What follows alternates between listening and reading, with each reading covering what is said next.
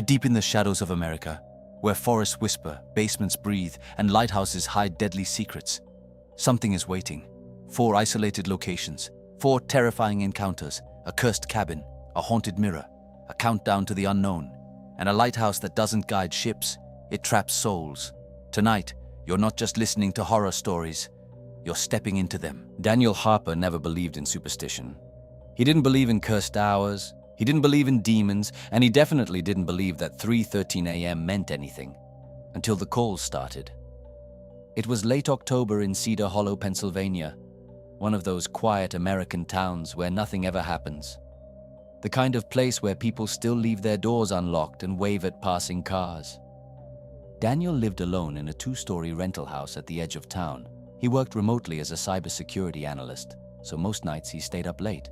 That night, he fell asleep on the couch around 1:40 a.m. The TV was still playing some random documentary. The only light in the living room came from the screen flickering blue against the walls. Then his phone rang. He woke up instantly. Pitch dark, silent. The TV had shut off. The room felt wrong. His heart was already racing before he even checked the time. 3:13 a.m. his phone vibrated again on the coffee table. Unknown number. Daniel groaned and answered it without thinking. Hello? Nothing. Just static, faint, uneven breathing. He frowned. Who is this? The breathing stopped. Then, a whisper.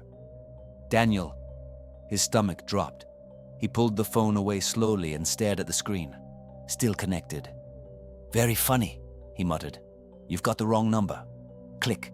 The call ended. He sat there for a few seconds listening. The house was completely silent. No wind outside, no passing cars, not even the usual hum of the refrigerator. Just silence. He shook it off. Probably a prank call. Maybe some automated scam glitching out. He checked the call log. Unknown number. No caller ID. No location. And the call duration? Exactly 13 seconds. He laughed nervously. Okay, that's weird.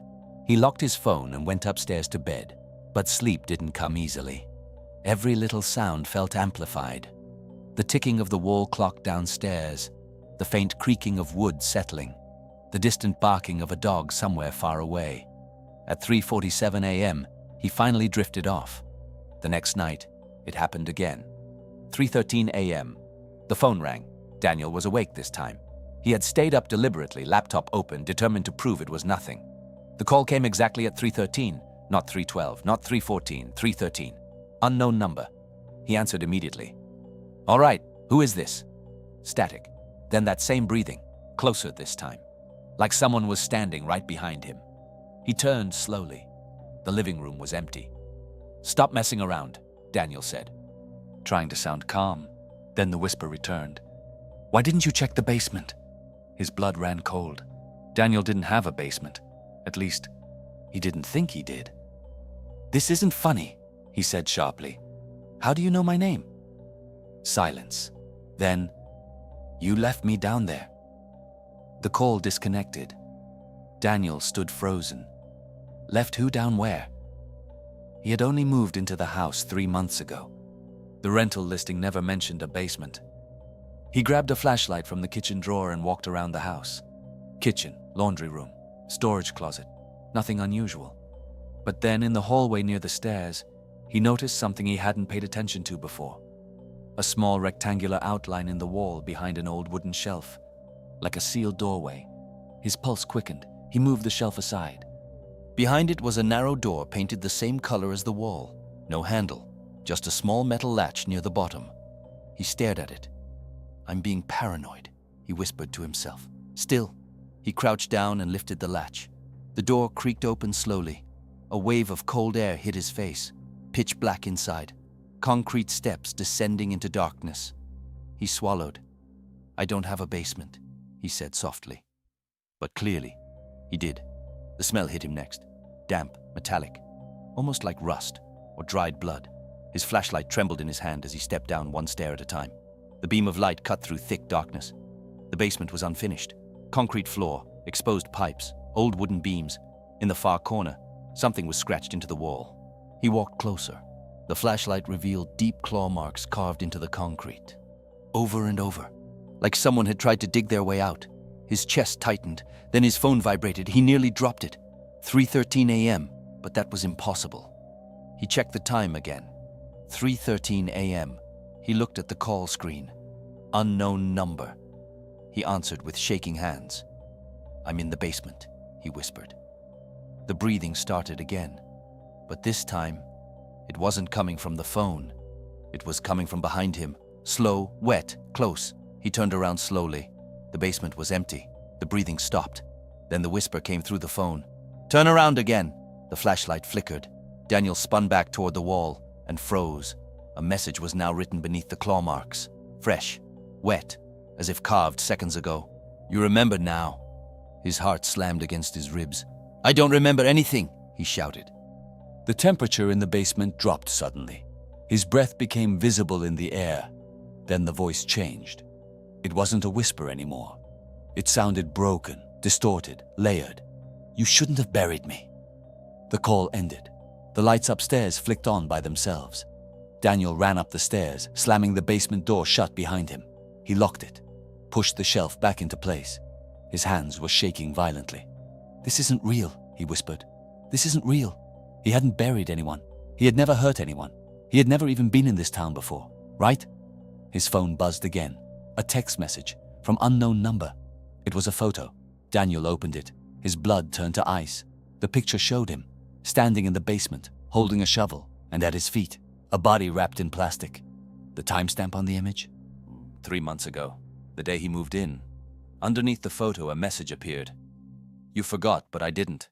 The lights in the house suddenly went out. Total darkness. And from behind the basement door, something began knocking. Slow, heavy. 3 knocks, pause, then 13 more. Daniel's hands were shaking uncontrollably. The knocking continued, slow, deliberate, almost impatient. He wanted to run. He wanted to call someone, but every instinct in his body screamed that leaving the house was impossible. The shadows in his living room seemed to stretch toward him, twisting along the walls like dark fingers. He grabbed a baseball bat from the corner of the room. The cold metal comforted him, just a little. Then the phone buzzed again. Unknown number. Daniel knew he shouldn't answer, but some twisted part of him had to. "Hello," he whispered. Static. Then that distorted, layered voice returned. "You can't hide." A shiver ran down his spine. He didn't recognize the voice, but it was familiar somehow. Almost his own. The knocking stopped. Silence. He backed toward the stairs, keeping the bat ready. His mind raced. What had he forgotten? What had he buried? The photo haunted him, the one of him standing over a plastic-wrapped body. 3 months ago, he had just moved in. How could this be possible? Daniel's gaze fell on the basement door. It was closed, but he could feel it. Something was alive behind it. Something wrong. Something that didn't belong. He crouched, his ear pressed to the door, trying to hear. Nothing. Then, a whisper directly behind him. "Don't. Look away." He spun around. The living room was empty. The air was thick and cold. His breath came out in misty clouds. His phone buzzed again.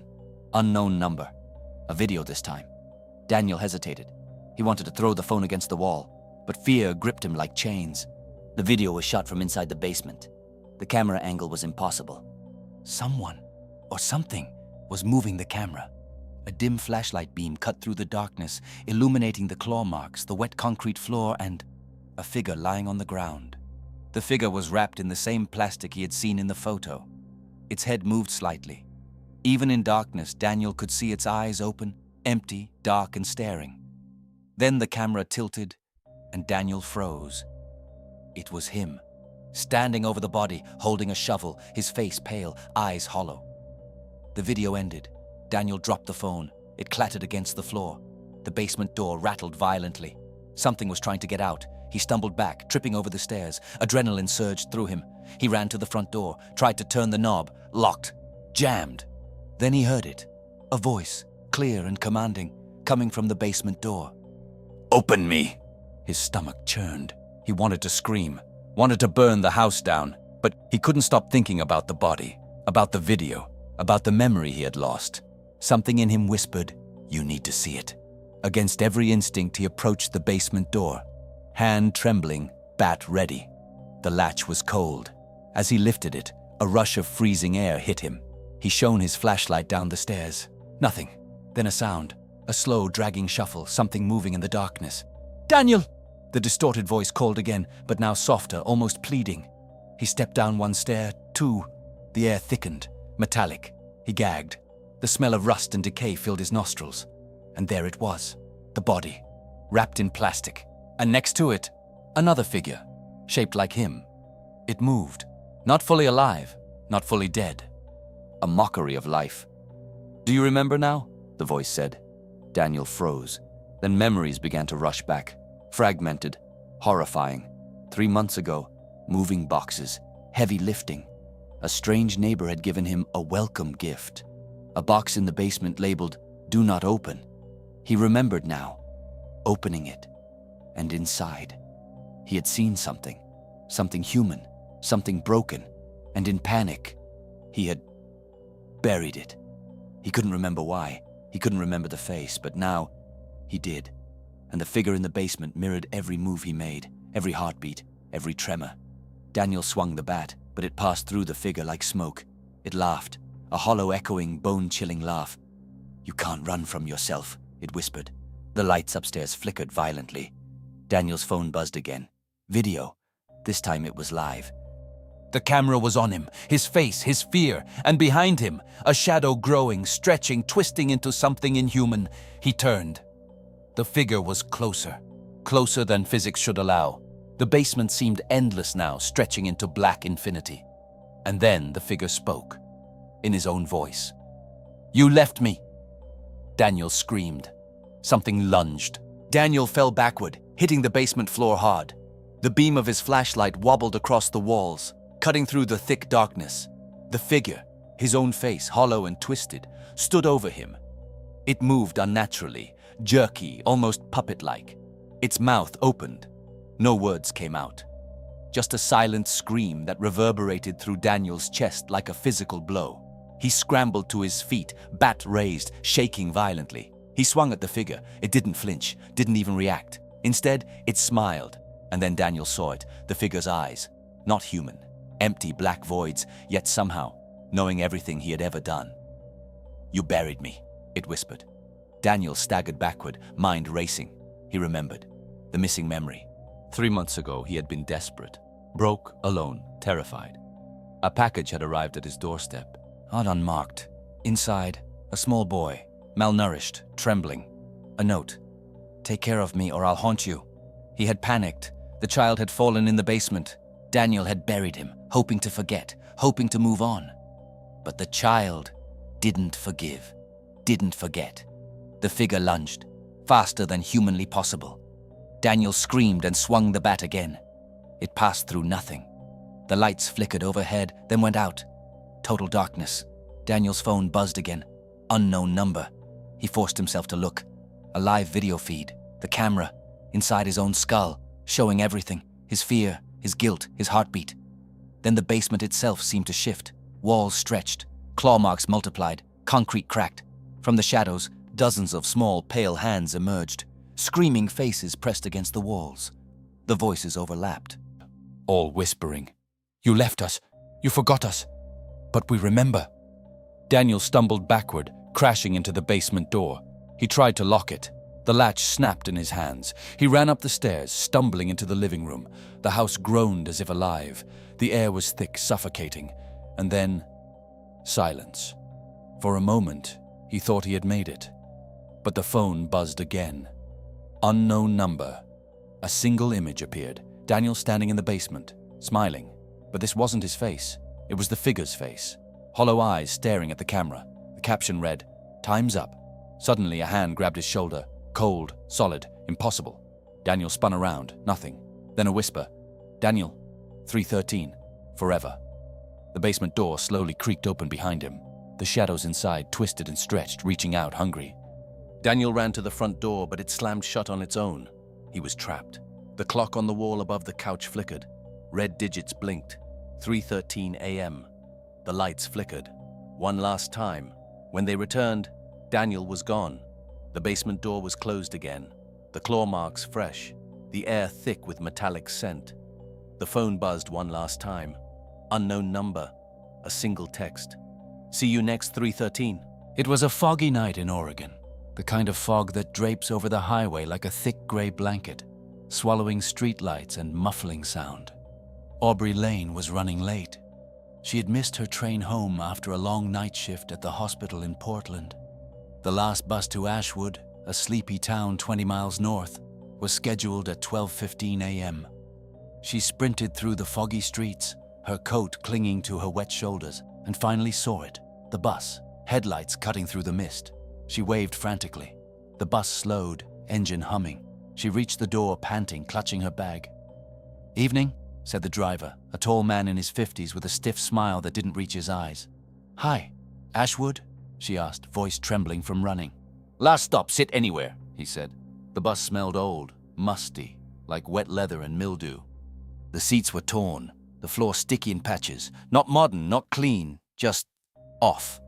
Aubrey slid into a seat near the back, sinking into the worn vinyl. A few other passengers were there, but something felt strange. They weren't talking, just staring straight ahead. Empty expressions. She stared out the fogged-up window. The highway stretched into nothingness, and the lights outside seemed to flicker in and out. Minutes passed, then the bus stopped abruptly. Not at a sign, not at a light, just stopped. The driver didn't say a word. He just stared straight ahead, hands tight on the wheel. Aubrey felt her stomach twist. "Excuse me, is something wrong?" she asked. No response. She glanced around. The other passengers hadn't moved. Their faces were pale, almost translucent. Their eyes, they weren't looking at her. They were looking through her. The fog outside had thickened. The headlights barely illuminated the road, and then she saw it, a figure standing in the middle of the highway. Tall, thin, all black.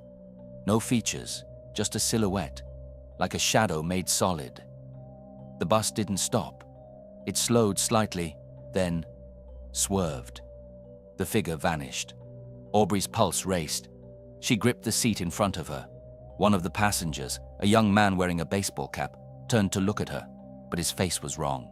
Mouth slightly open, eyes black holes, teeth unnaturally sharp. He whispered, though no sound came out. Then the lights inside the bus flickered. Aubrey gasped. The bus had gone completely dark for a second. When the lights returned, one of the passengers was gone. She blinked.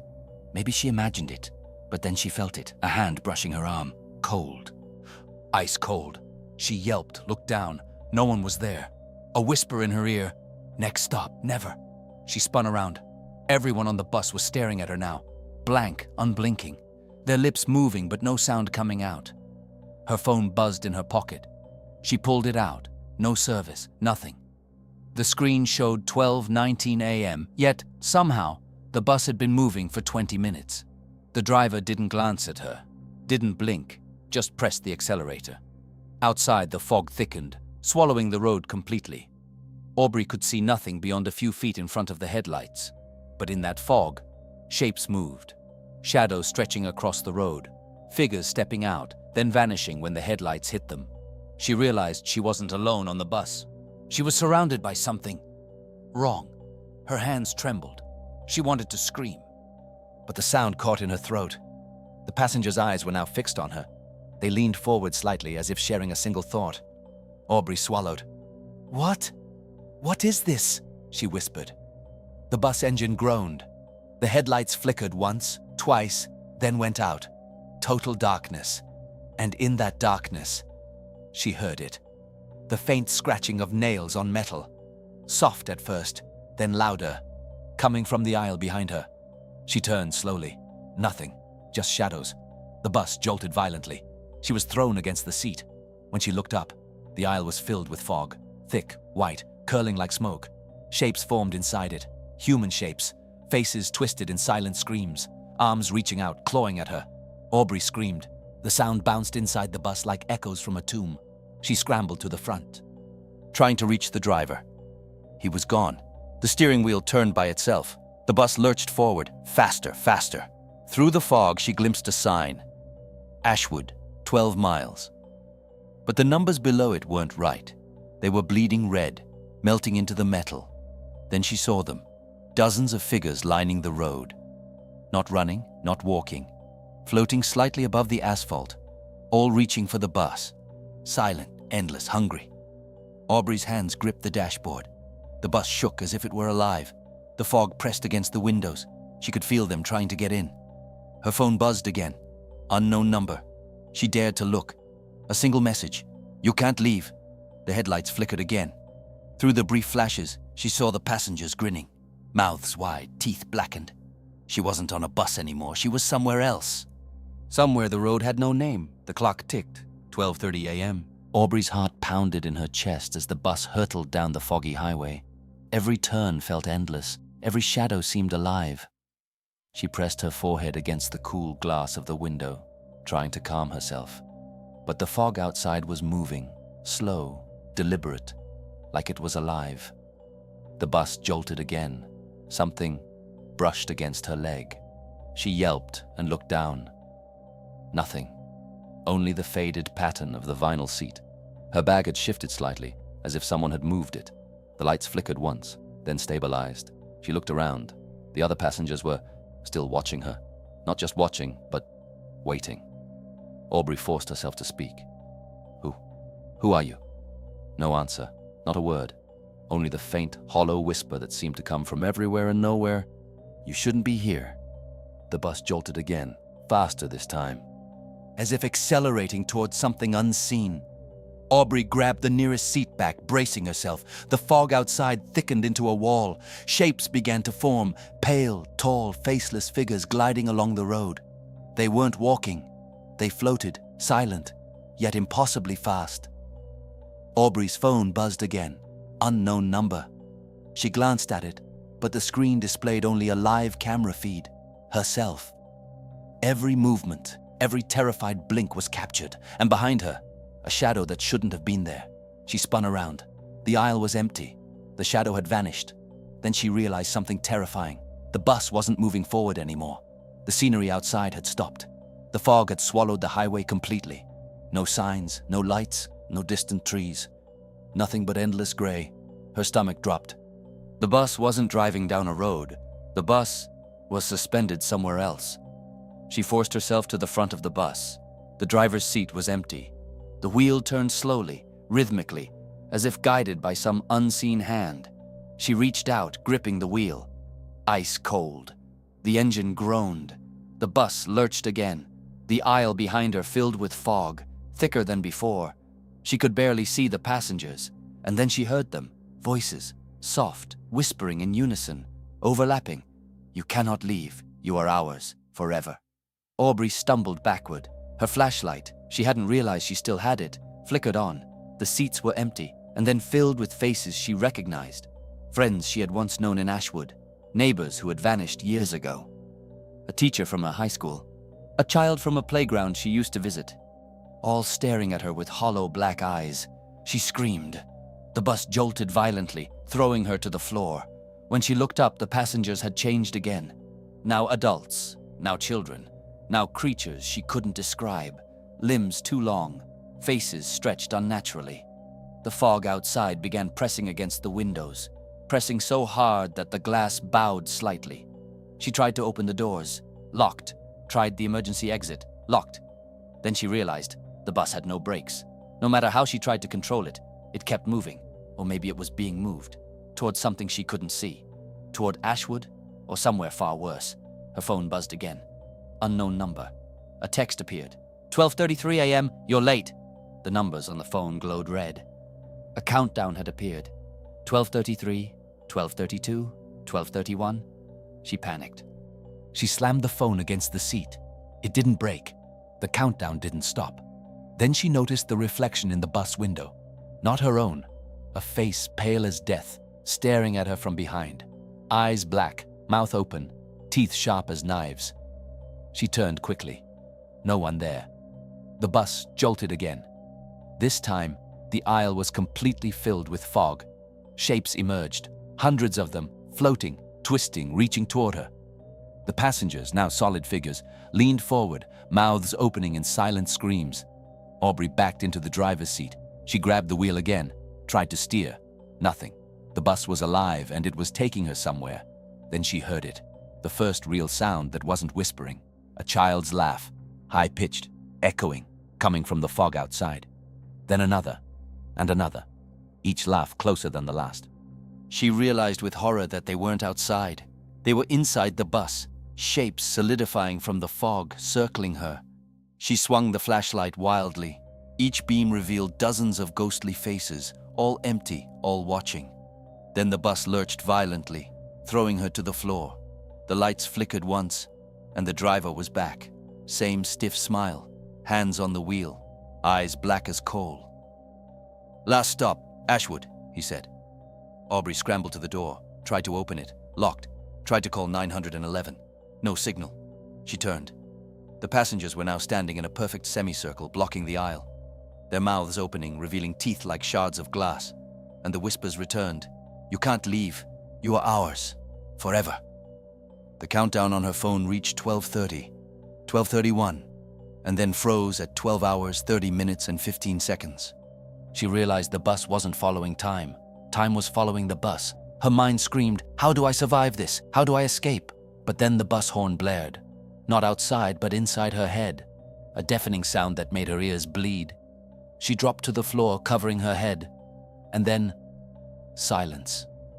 The fog cleared slightly. She dared to look up. The highway was gone.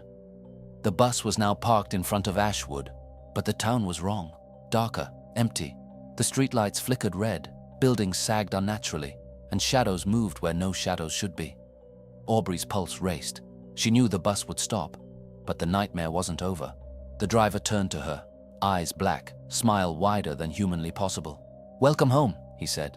The doors opened by themselves, and a new wave of fog poured inside. The bus doors hissed open. Aubrey froze at the threshold, staring at Ashwood, or what it had become. The streets were empty, bathed in a sickly red light. Street signs were warped. The buildings sagged unnaturally, as if decaying in fast forward. Shadows twisted and writhed across the pavement. The passengers followed her silently, their movements jerky, unnatural, like puppets being pulled by invisible strings. Their eyes glowed faintly in the red haze. She realized with a sinking horror they weren't human anymore. She stepped off the bus, her shoes crunching on gravel that seemed impossibly dry and sharp. The bus engine groaned behind her, then died. The headlights flickered one last time, revealing the truth. The town itself wasn't normal.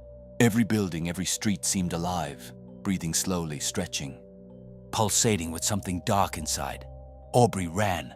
She didn't know where she was going, only that she had to get away. She passed houses with windows like mouths, doors like gaping maws, and shadows that moved independently of the streetlights. Then she saw it, the town square, a statue in the center, covered in grime. At first glance, it looked like a normal figure, but as she got closer, she saw the faces of hundreds of people carved into the stone, twisted in silent screams, each face familiar. Friends, neighbors, co-workers, people she had seen disappear over the years. Her stomach churned. She remembered the stories she had heard as a child, about Ashwood, a town where people vanished without a trace, swallowed by the forest and forgotten by the world. Now she understood. The town itself was the trap. Suddenly the ground shook.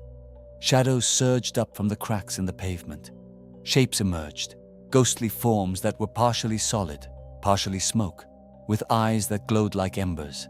They swirled around her, circling, whispering, "You belong here, you cannot leave." Aubrey backed toward the bus, but it wasn't there anymore. The street behind her stretched endlessly into fog, impossible angles forming the horizon. Panic gripped her. Then she remembered the driver.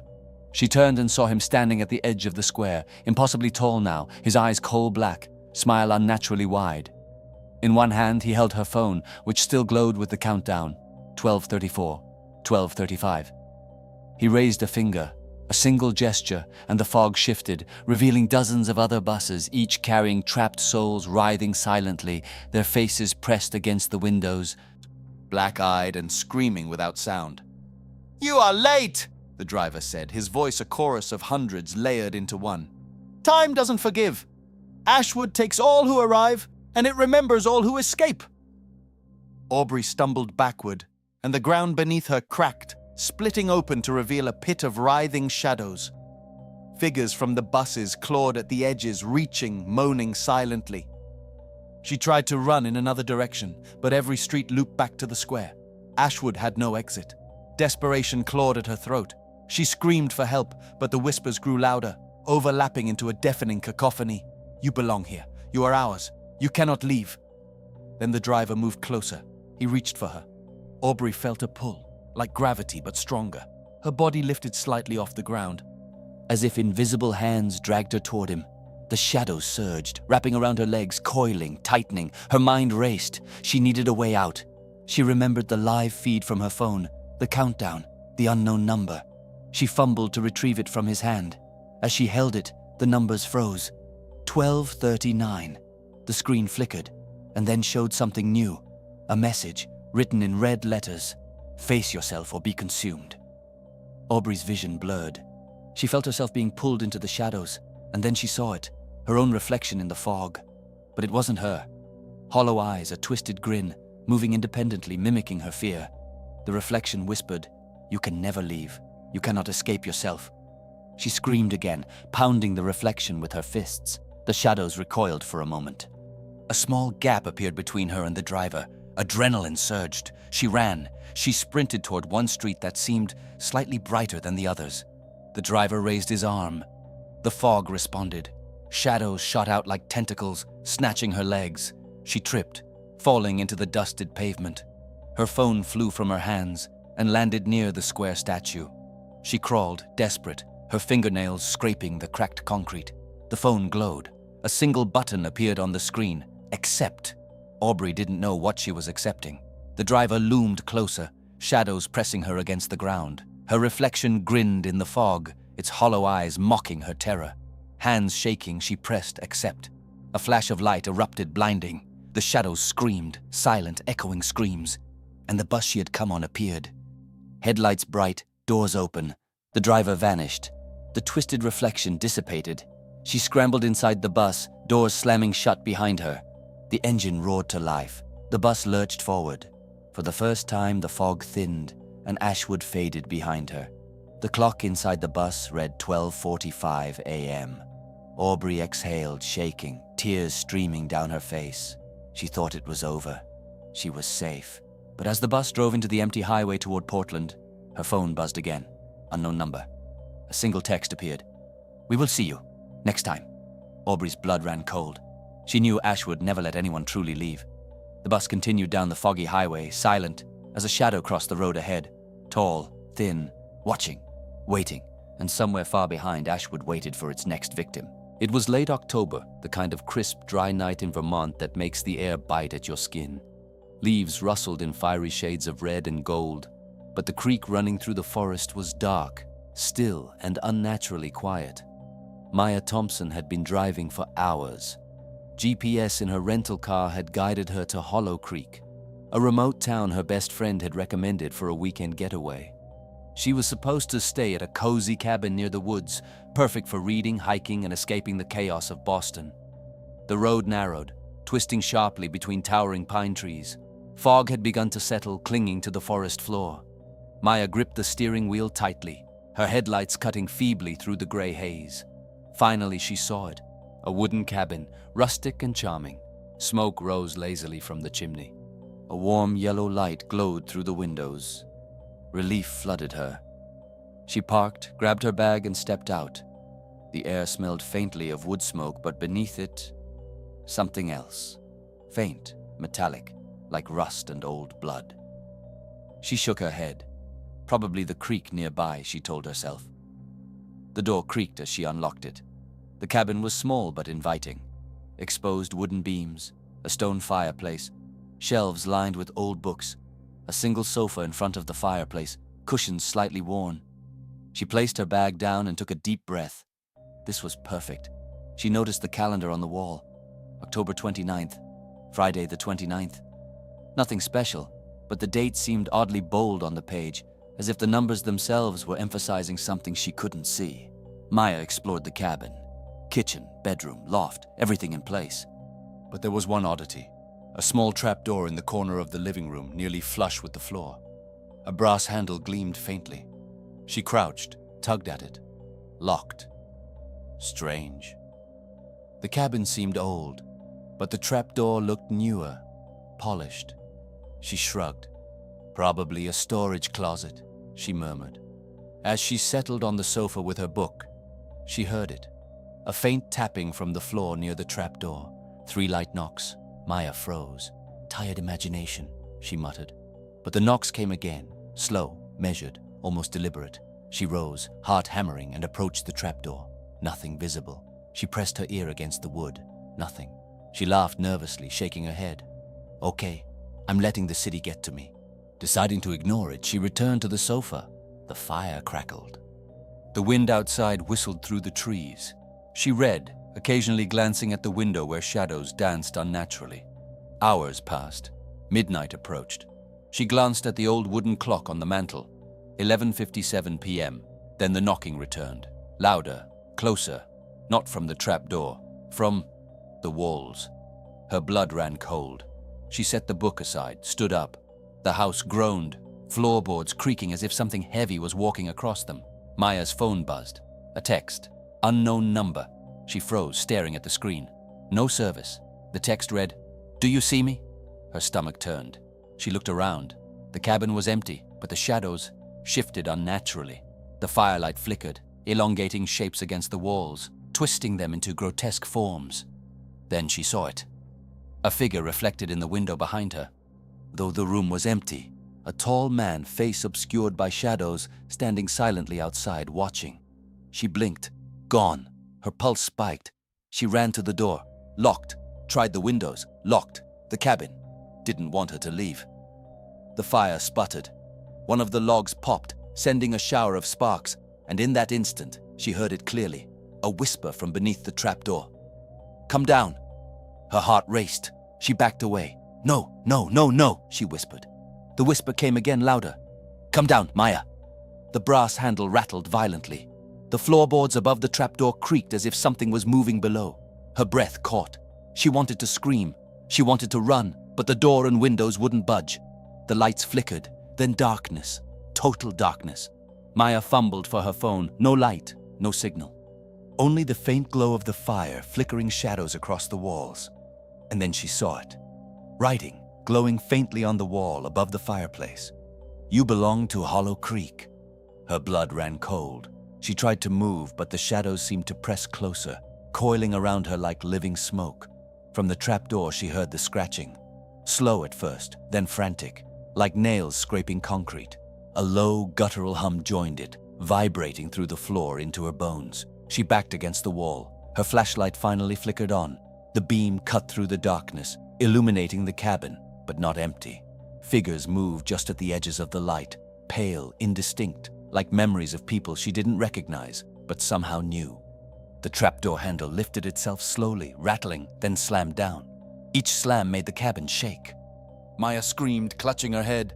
The shadows moved faster now, creeping along the walls, stretching toward her. The whisper returned, now from all directions.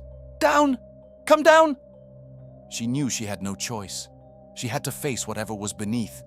The trapdoor wouldn't stop. It called to her, insistent, hungry. Her flashlight trembled in her hands. With shaking hands, she gripped the brass handle and pulled. The trapdoor creaked open, revealing a narrow staircase descending into blackness. The air that escaped smelled of earth, decay, and something ancient. She swallowed hard, took a deep breath, and stepped down. The stairs were cold, stone beneath her feet. The walls were damp. Faint light glowed from deeper below. Shapes shifted in the darkness. She reached the bottom, and the door behind her slammed shut. The stairs ended in a low-ceilinged stone chamber. The air was thick and cold, carrying the smell of damp earth and rust. Maya's flashlight trembled in her hand, the beam cutting through the darkness. The walls were lined with shelves, empty jars coated in dust, and strange symbols etched into the stone. She stepped carefully, each footstep echoing against the stone floor. Shadows stretched unnaturally, flickering as if alive. From the corner of her eye, she thought she saw movement, but when she turned, there was nothing. A soft whisper drifted through the chamber. "Welcome, Maya." Her heart leapt into her throat. She spun around, shining the light toward the voice. Nothing. Just darkness, thick and impenetrable. The floor beneath her shifted slightly, like the basement was breathing. She stumbled, gripping a shelf for support. Then she saw it, a narrow passage carved into the far wall, leading deeper into darkness. Something about it called to her, compelled her. Against her better judgment, she stepped forward. The passage twisted, descending further, until the air was colder still. A faint, sickly light glowed from below. Shapes moved in the corners of her vision. Pale, human-like figures, distorted and unnatural, watched her silently. She swallowed hard, forcing herself onward. The passage ended in a circular chamber. At its center was a shallow pit filled with water so black it reflected no light. Symbols were carved around the edge of the pit, ancient, cryptic, glowing faintly.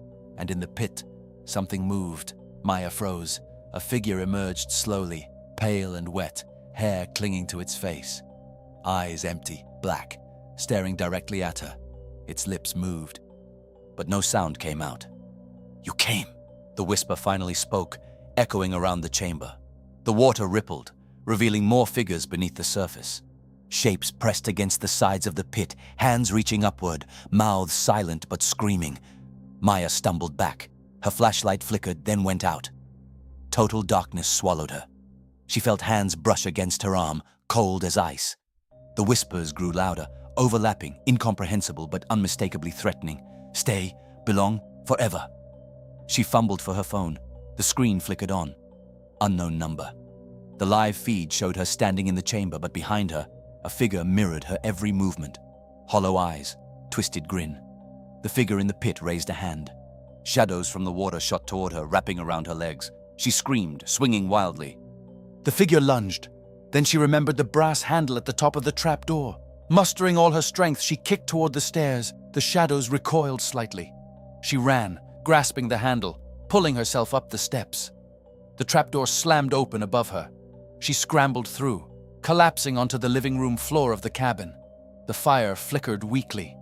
The cabin seemed still, silent, almost normal. Her chest heaving, Maya glanced around. But then she noticed it, writing carved into the walls, glowing faintly red. "You have seen the door. Now the door sees you." The whisper came again, softer this time, almost intimate. "You cannot leave Hollow Creek. Not yet." The trapdoor rattled violently again. From below, she could hear the scratching, the whispers, and the faint splash of water. She knew that the basement was alive, watching, waiting, and it wanted her to return. Her phone buzzed once more. Unknown number. This time a single message. Next time, you won't escape. The lights flickered. Shadows twisted across the walls. Maya realized she couldn't stay. She had to leave the cabin before the night claimed her entirely. But as she approached the door, the fog outside pressed against the windows like a living thing. And in the reflection of the glass, she saw the basement below, not as stairs, but as a gaping black maw, pulsing, reaching, hungry. Maya's breath caught. She knew this night was far from over. Hollow Creek had shown her only the beginning. Maya's hands shook as she stood at the threshold of the cabin door. Outside, the fog clung to the forest like a living creature. Every shadow seemed to slither and stretch toward her, beckoning. Her breath came in ragged gasps. She knew one thing. She couldn't leave. Not until she confronted the source of Hollow Creek's horror. The trapdoor rattled again, violently this time, as if whatever lurked below had grown impatient. The whispers from the basement were louder now, overlapping into a deafening chorus. Return, belong, forever. Maya gritted her teeth. She had no weapon, no plan, only her fear and her determination. She descended the stairs once more, flashlight trembling in her hands. The basement seemed different this time, alive in a way she hadn't noticed before. The walls pulsated faintly, almost breathing. The symbols carved into the stone glowing brighter with each step. At the bottom, the circular chamber awaited her. The pit of black water was wider now, deeper. Shadows moved within it, stretching upward like grasping fingers. The pale figure from before emerged again, but now there were more, dozens of them, their faces pale, their eyes hollow. "You came back," one whispered, "and now, you stay." Maya's pulse spiked. She realized the truth. Hollow Creek didn't just trap people, it transformed them. Those she had glimpsed before, in the reflections, in the shadows. They were the souls consumed by the cabin, twisted into servants of the basement. She looked around desperately. The pit pulsed, and the water seemed to grow, spreading across the floor like a creeping flood. Shadows rose from the depths, forming hands, faces, and limbs that reached for her. She swung the flashlight wildly, but the light did nothing. Then she heard a single different voice, a deep, resonant tone from beneath the pit. "Maya, the curse must be broken." The voice came from the water itself. The surface rippled, revealing a dark figure taller than the others, its eyes glowing red. It was the entity behind Hollow Creek, the source of the curse. The figure stretched, arms long and skeletal, shadowy tendrils emanating from its body. Maya's mind raced. She had to fight, but how? The basement seemed infinite, the shadows relentless. Then she remembered the trapdoor handle, the brass. She grabbed it, pulling herself up, and shouted at the figure, "I will not belong to you!" The entity hissed, a sound like metal scraping bone. Shadows surged forward, knocking her back into the pit. The water rose around her ankles. She kicked, clawed at the floor, and managed to push herself back toward the steps. Suddenly, the shelves along the walls shook violently. Jars fell, shattering. Dust and debris filled the air. Amid the chaos, she saw it. A small symbol etched into the stone near the base of the pit. A seal of containment, faintly glowing. She didn't understand its meaning fully, but instinct told her this was the key. With trembling hands, she pressed her flashlight beam onto the symbol. The light seemed to react, intensifying, burning away the shadows nearest to her. The entity shrieked, recoiling. The water in the pit churned violently. "You cannot banish me!" it screamed, its voice echoing through the chamber. Maya pressed harder, focusing all her will on the glowing symbol. The shadows writhed, clawing at her legs. But she held on. Light flared from the symbol, expanding outward, illuminating the entire chamber. The shadows screamed in silence, writhing, then collapsing into the pit. The tall figure lunged one final time, tendrils reaching for her. She slammed her hand onto the seal. A blinding flash erupted, and the entity let out a piercing scream that shook the cabin. Then, nothing. Silence. Maya fell to the floor, gasping. The pit was gone. The basement looked normal. Stone walls, shelves, empty jars. No shadows, no whispers. The air no longer reeked of decay. She climbed the stairs slowly, exhausted. The trapdoor above creaked as she pushed it open. The cabin seemed warm again, cozy, normal. The fog outside had lifted slightly, the forest peaceful, leaves rustling in the night breeze. Her phone buzzed. Unknown number. She froze. But this time, then the screen was empty. No countdown, no messages. Only a single word appeared as she touched it. Free. Maya exhaled, tears streaming down her face.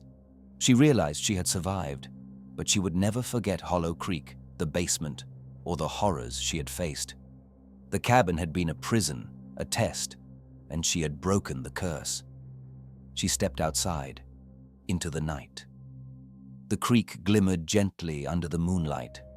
For the first time, she felt hope. But somewhere deep in the forest, she thought she saw a shadow, fleeting, watching her. And she knew, even if she had won this battle, Hollow Creek would always be waiting for the next visitor. The wind howled across the main coastline, whipping salt and spray into the night. Waves crashed against jagged rocks with a deafening roar. The lighthouse atop Widow's Point stood tall, its beams slicing through the darkness, warning ships to steer clear. Or at least, that's what the locals said. Claire Bennett had driven for hours to reach the remote town of Damariscotta. A freelance photographer, she sought isolation for her project, capturing abandoned coastal landmarks before the winter storm set in. The Widow's Point lighthouse, decommissioned since the 1950s, was perfect. She parked her Jeep along the narrow cliff road, rain slicking her boots as she climbed the rocky path to the lighthouse. The structure was imposing. White paint chipped and flaked, iron railings rusted, the glass panels of the light tower clouded with grime. A plaque at the base read, "Widow's Point Lighthouse, built 1892. But something about it made her uneasy, though she couldn't say why. As she approached, her camera bag bounced against her side. The wind carried faint whispers, almost inaudible, drowned out by the ocean's roar. She paused, scanning the cliff edges. No one. She pushed the creaking door open. The inside smelled of mildew and salt. Dust motes danced in the beam of her flashlight. The spiral staircase led upward, rusted metal steps groaning beneath her weight. At the top, the light chamber offered a view of the jagged coastline. Moonlight glimmered on the waves below. She snapped photos, each flash illuminating the interior, peeling paint, shattered glass, and something else. A shadow flickered near the corner, Claire froze. "Hello?" she called softly. No answer. The wind rattled the windows. Something seemed off. The shadows in the tower stretched unnaturally long and thin, moving independently of her flashlight beam. Her camera buzzed, battery low. She shook it. That's impossible. She just replaced it. A faint sound reached her ears, a soft tapping. At first, she thought it was the wind, but it came again. 3 slow taps, rhythmic, deliberate, from below. Her stomach twisted. She descended the stairs cautiously.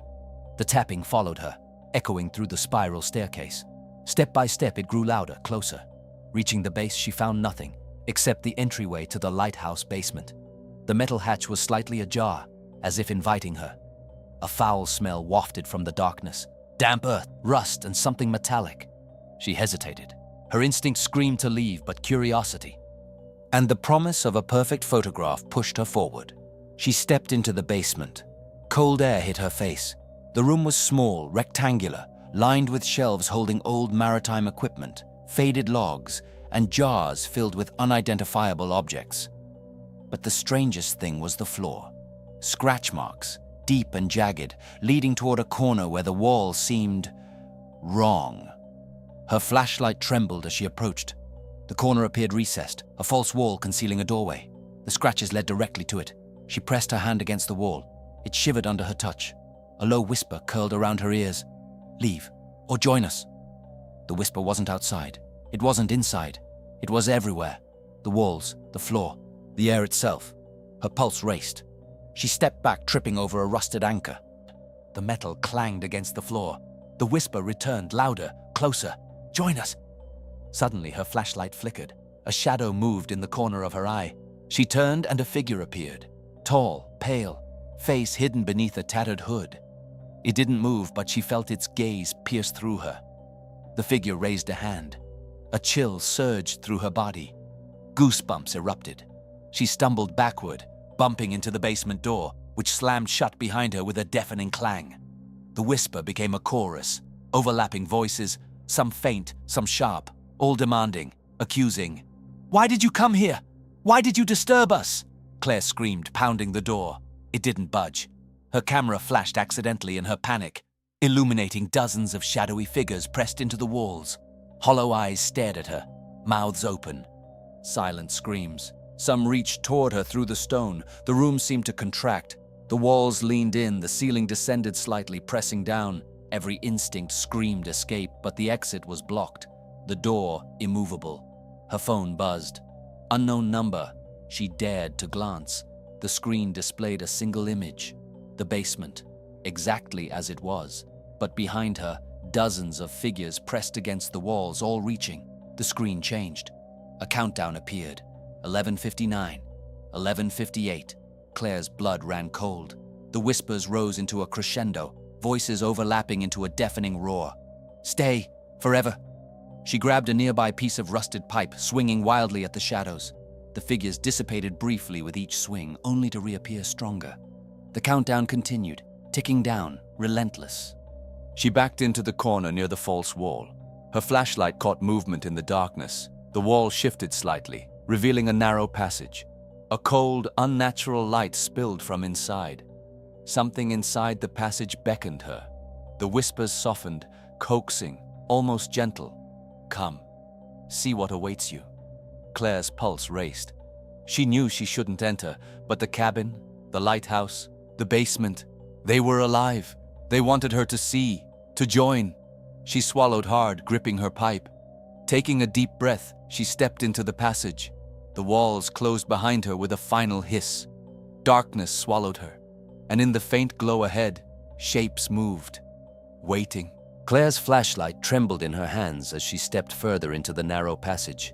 The walls were slick with moisture, the air thick and foul. Every step echoed in the confined space, bouncing back whispers she couldn't understand. The cold light ahead revealed a descending spiral staircase, carved directly into the stone foundation. She hesitated. Her instincts screamed to turn back, but the whispers had changed, almost coaxing now. "You must see. You must know." Her pulse raced. She gripped the rusted pipe tighter and moved forward, step by step. The staircase spiraled down, descending further than she expected. The walls seemed to breathe, shifting slightly, pulsing in rhythm with her heartbeat. Shadows stretched across the stone, forming grotesque shapes, figures with hollow eyes and limbs too long, reaching toward her as she passed. At the bottom, the stairs opened into a large chamber. The faint glow came from phosphorescent mold growing along the walls, casting an eerie green light across the room. The space was vast, larger than the lighthouse above, and filled with strange artifacts, broken lanterns, shattered mirrors, jars containing unidentifiable substances, and chains dangling from the ceiling. Then she noticed the water. A shallow pool stretched across the chamber, black and still, reflecting the green glow. But something moved beneath the surface, shapes coiling, twisting, reaching toward the walls. Claire froze. A whisper curled around her ears, soft, insidious. "We've been waiting. You have seen the tower. Now see us." From the water, a figure rose, pale, wet, its features indistinct, eyes black voids. It moved fluidly, like liquid shadow reaching toward her with elongated arms. Behind it, more figures emerged, dozens of them, each more grotesque than the last. Claire swung her pipe, the figure recoiling slightly. The chamber echoed with the sound of scraping stone and whispered hisses. The water rippled violently as the figures advanced. She ran. Every instinct told her to flee, but the walls twisted, shifting as she moved, forming an endless labyrinth. The whispers overlapped, repeating her name, accusing her, calling her forward. "You came, now stay, forever." Her phone buzzed. Unknown number. She glanced at it. The screen displayed a live feed of the chamber, but behind her, hundreds of shadowy faces pressed against the walls, mouths open in silent screams. Then the screen changed. A countdown appeared, 11:45, 11:44, ticking down relentlessly. Claire's breath caught. The figures advanced. She swung her pipe wildly, knocking a few back, but more emerged. Their movements were fluid, unnatural, as if the water itself was alive. Then she saw it. A large mirror, cracked and warped, standing alone in the center of the chamber. It reflected not her, but the figures behind her. Hollow eyes staring, their mouths moving, whispering, "Join us. Become one of us." A sudden understanding hit her. The lighthouse, the basement, the water, it wasn't just haunted. It was feeding, consuming the curious, trapping them and transforming them into its servants. The mirror was a portal, a threshold between the living and the cursed. The figures surged forward, but she ran toward the mirror, raising her pipe like a weapon. She struck the glass. It didn't shatter. Instead, the surface rippled like water. One hand reached through, pale and skeletal. Claire backed up, heart pounding. A voice, low and commanding, echoed through the chamber. "Break the seal or join the tide." She realized the mirror wasn't just a reflection. It was the key to ending the curse. She searched the edges, finding an etching faintly glowing, symbols similar to those in the lighthouse entryway. With trembling hands, she pressed her pipe against the carvings. The mirror vibrated, humming softly. The water in the chamber roiled violently. Shadows screamed, bodies twisting as if in agony. The figures lunged one last time, but the symbols flared, light shooting outward. The shadows shrieked and dissolved, retreating into the water, which began to drain silently into cracks in the stone floor. The chamber fell silent. Only the faint dripping of water echoed. The mirror's surface shimmered, now empty, reflecting only Claire. She exhaled shakily, realizing she had survived. Slowly, she climbed the staircase back to the lighthouse. The fog outside had lifted slightly, revealing the jagged coastline under a silver moon. The structure of the lighthouse appeared normal. Paint peeling, glass dirty but solid. No shadows pressed against the walls. Her phone buzzed again. Unknown number. She stared at it. This time the screen was blank. No countdown, no live feed, no messages, only the faint glow of the battery icon. Claire exhaled, relief washing over her. She had faced the depths of Widow's Point. She had survived, for now. But as she packed her gear, preparing to leave the lighthouse, she felt it. A presence. Subtle, watching. In the reflection of the glass panels above, a shadow moved against the moonlight. Pale, elongated, silent. She swallowed hard. Some part of the lighthouse, some part of Hollow Creek, or whatever dark power controlled these coastal ruins, remained alive. Waiting, watching, patient. And somewhere in the whispers of the wind, She thought she heard them again. Next time, you won't escape. Claire's hands were icy as she climbed the spiral staircase one final time. The lighthouse loomed above her, silent now, the fog outside thinning, the moon casting a pale silver light over the jagged cliffs. But she knew better than to trust appearances. Widow's Point had fed on curiosity for decades, claiming anyone who dared enter its depths. The whispers had stopped, or at least they were faint now, waiting, patient. Claire gripped her rusted pipe, eyes scanning the lighthouse interior. The broken mirrors, the shattered glass, the peeling paint, they were all remnants of the cursed structure's hunger. As she reached the top floor, the light chamber, a chill wind swept through the open windows. The beam of the lighthouse still spun slowly, slicing through the night. Claire's heart raced. She wasn't alone. From the corner of her eye, she saw movement. A figure, tall, pale, and shrouded in shadow, stepping from the darkness. Its eyes glowed faintly red, hollow, and accusing. It was the entity she had glimpsed in the basement, but here it was stronger, towering above her, almost merging with the lighthouse itself. "You survived, thus far," it hissed, voice layered with countless others, each whispering her name. "But you cannot leave. Not until you join the light." Claire raised the pipe, but she knew physical force would do nothing. She had survived the basement by understanding the curse, by finding the symbol etched into the mirror. Now the confrontation required more than courage, it required understanding. The entity surged forward, shadows extending like tendrils, wrapping around the floor, the walls, and her legs. She stumbled but didn't fall. Instead, she focused on the light, the rotating beam above. The light wasn't just illumination, it was a seal, a barrier holding the entity's power in place. She remembered the etching in the basement mirror.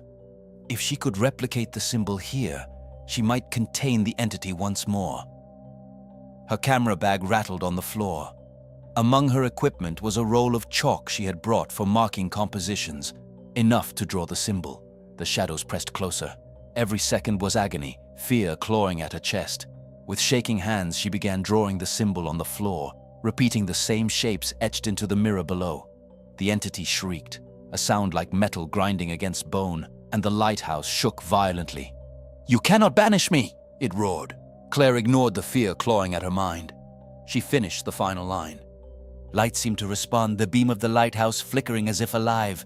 The shadows recoiled, hissing and twisting, retreating toward the walls and floor. The entity surged, massive and terrifying, but the symbol pulsed with power. "No, no, you will not take me!" The shadows reached for her one last time, but the chalk symbol glowed brightly. The entity screamed, a high-pitched, bone-rattling sound, and dissipated into the lighthouse's foundation. The walls shook, the windows rattled, then silence. Claire fell to the floor, gasping, tears streaming. The light above spun normally now, steady, illuminating the tower without shadows or distortion. The air no longer smelled of decay. The lighthouse felt neutral, safe. She crawled to the window, looking down at the coastline. The fog had lifted completely, revealing calm waters. No shadowy figures pressed against the cliffs. The night was still, peaceful for the first time. Her phone buzzed. Unknown number. Heart in her throat, she picked it up. The screen was blank.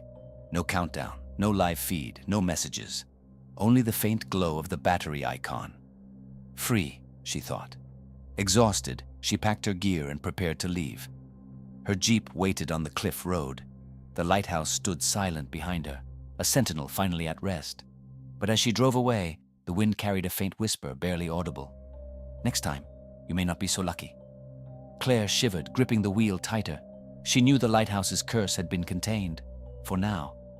But some part of its darkness remained, hidden in the stones, the light, the shadows, waiting, watching, patient. And she knew the stories were true. Widow's Point would always call to those who dared approach. The lighthouse faded behind her in the rearview mirror, but its beam, ghostly, pale, cut across the night, as if ensuring the legend of its curse would live on. Claire drove into the empty main highway, heart pounding, knowing she had survived the night. But the memory of the shadows, the whispers, and the water-filled basement would haunt her forever. If these stories kept you up tonight, make sure to like the video, leave a comment telling me which one disturbed you the most, and subscribe for more true horror stories every week.